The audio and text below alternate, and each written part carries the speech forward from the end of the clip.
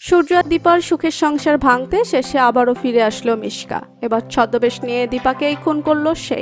হ্যাঁ বন্ধুরা, অনুরাগের ছোঁয়া সিরিয়ালের আগামী পর্বে আপনারা এমনটাই দেখতে পাবেন। তাই বিস্তারিত জানতে ভিডিওটি না টেনে শেষ পর্যন্ত দেখতে থাকুন।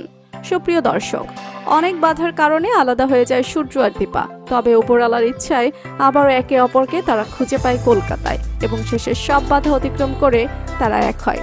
আর শেষে তারা নিজেদের শান্তির জীবন কাটানো শুরু করে। তারা মনে করে যে তাদের সব বাধা শেষ হয়ে গেছে। তবে তারা জানতো না যে তাদের এই সুখ বেশি দিন থাকবে না, কারণ তাদের জীবনে আসতে চলেছে অনেক বড় এক ঝড়।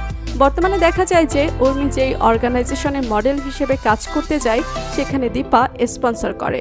তাই উর্মি জিতে গেলে বাকি কন্টেস্টদের এইসবকে নেপোটিজম বলে ঘোষণা করে, যার ফলে উর্মিও মনে করতে শুরু করে সে জিতার যোগ্য নয় বলে দীপা জাজদের উর্মিকে জিতাতে বলেছে। সেজন্য সে দীপাকে ভুল বোঝে। দীপা উর্মিকে বোঝানোর চেষ্টা করে সে কিছু করেনি, তবে উর্মি তাকে বিশ্বাস করে না।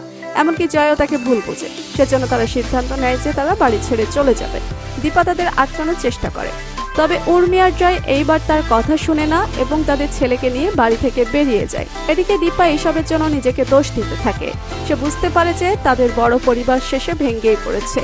অন্যদিকে তখন সেখানে ছদ্মবেশে আসে মিশকা। সে মনে মনে বলে যে তার জন্য সে কখনোই সূর্যকে পাবে না, তাই আজ সে তাকে একেবারেই শেষ করে দিবে।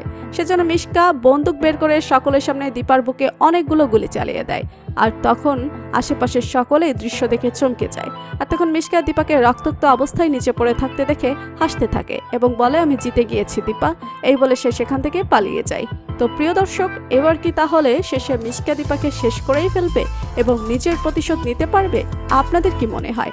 অবশ্যই কমেন্ট করে জানিয়ে দিন আপনাদের মতামত। আর আজকের জন্য এতটুকুই। অনুরাগের ছোঁয়া সিরিয়ালের প্রতিদিনের আপডেট পেতে আমাদের চ্যানেলটি সাবস্ক্রাইব করতে ভুলবেন না। ধন্যবাদ।